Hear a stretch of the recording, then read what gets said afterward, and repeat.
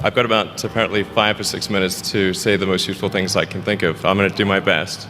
Um, the it was suggested that I distill things down to three items. I think I'll go with four, and I'll try. I think these are pretty important ones. Some of them are going to sound like, well, you've heard it before, but it's worth re-emphasizing. I think the first is you need to work, depending upon how well you want to do, and particularly if you're starting a company, you need to work super hard. So what does super hard mean? Well, when my brother and I were starting our first company, instead of getting an apartment, we just rented a small office and we slept on the couch. And we showered at the YMCA, and we're so hot up we had just one computer. So the website was up during the day, and I was coding at night, 7 days a week, all the time. And in order to be with me, she had to sleep in the office. So work hard, like every waking hour. That's the thing I would say particularly if you're starting a company. And if you do simple math, you say like, okay, if somebody else is working 50 hours and you're working 100, you'll get twice as much done in the course of a year as the other company. The other thing I'd say is that if you're creating a company or if you're joining a company, the most important thing is to attract great people. So either join a group that's amazing, that you really respect, or if you're building a company, you've got to gather great people. All a company is a group of people that have gathered together to create a product or service. And so depending upon how talented and hardworking that group is, and the degree to which they are focused cohesively in a good direction, so do everything you can to gather great people if you're creating a company. Then I'd say focus on signal over noise.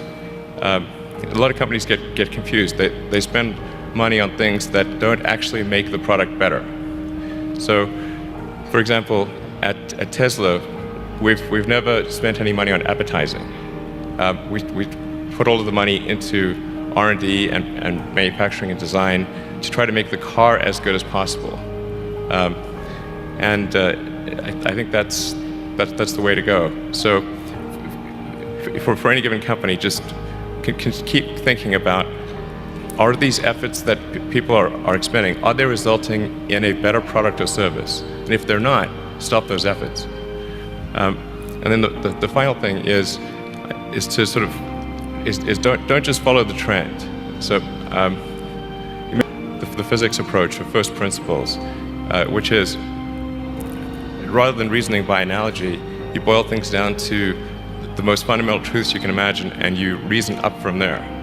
And this is a good way to figure out if something really makes sense, or if it's just what everybody else is doing.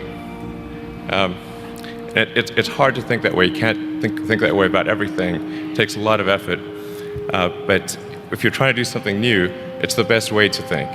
And that framework was developed by physicists to figure out counterintuitive things, like quantum mechanics. So it's really a powerful method. Anyway, so that's, and then I think that the final thing I would encourage you to do is, now is the time to take risk. You don't have, you don't have kids. As you get older, your obligations increase. You have a family, you start taking risk not just for yourself, but for your family as well. It gets much harder to do things that might not work out. So now is the time to do that before you have those obligations. So I would encourage you to take risks now. Do something bold. You won't regret it. Thank you.